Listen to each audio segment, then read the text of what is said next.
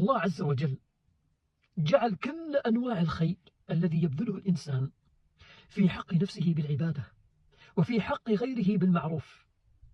سبحان الله، لأنك أنت تتعامل مع الله، أنت تتعامل مع الله. والنبي عليه الصلاة والسلام أعطانا حديث جميل جدا. اسمع هذا الحديث. قال نبينا عليه الصلاة والسلام: يصبح كل سلامة من أحدكم صدقة، فكل تسبيحة صدقة، وكل تحميدة صدقة، وكل تهليلة صدقة، وكل تكبيرة صدقة، وأمر بالمعروف صدقة، ونهي عن المنكر صدقة، ويجزئ من ذلك ركعتان يركعهما من الضحى. سبحان الله، سبحان الله. في تسبيحك وتهليلك وتكبيرك صدقات لك، صدقة.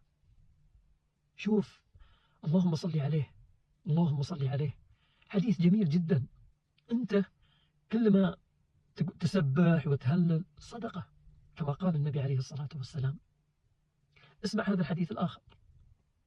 قال رسول الله صلى الله عليه وسلم: اتقوا النار، ثم أعرض وأشاح، ثم قال: اتقوا النار، ثم أعرض وأشاح ثلاثا، حتى ظننا أنه ينظر إليها، أي النار، ثم قال: اتقوا النار ولو بشق تمرة، فمن لم يجد فبكلمة طيبة.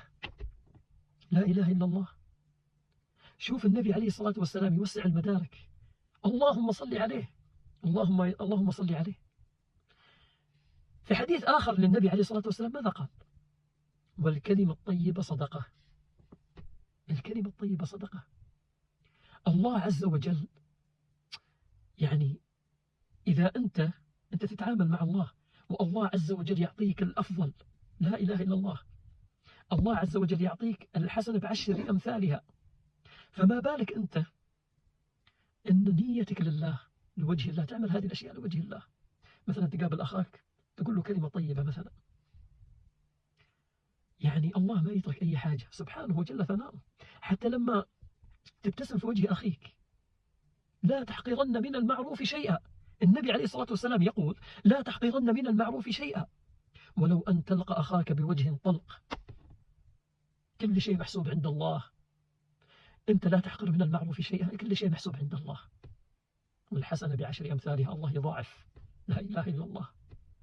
لكن نيتك لله.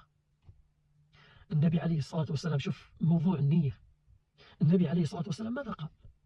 إنما الأعمال بالنيات، وإنما لكل امرئ ما نوى. وقال في حديث آخر: اللهم صل عليه، صل على النبي، اللهم صل عليه: إن الله لا ينظر إلى صوركم وأموالكم، ولكن ينظر إلى قلوبكم وأعمالكم. لا إله إلا الله. الله ينظر لقلبك. والله لو تملك ما تملك، بس الله ينظر لقلبك، كيف أنت تتعامل. والله لو تتعامل مع أي أحد كلمة طيبة، تواجهه بوجه طلق، لكن نيتك لمن لله، إيش يعني الله بيعطيك من الجزاء العظيم. سبحان الله. أنت خلي يعني في حياتك، أنت خليك كذا، الكلمة الطيبة. تقابل أي واحد بوجه طلق، ما هو وجه مكشر، لأن الله بينظر في قلبك، بينظر لأعمالك، وبإذن الله ما يخيبك. فكل عمل تقوم به بوجه الله. السلام عليكم.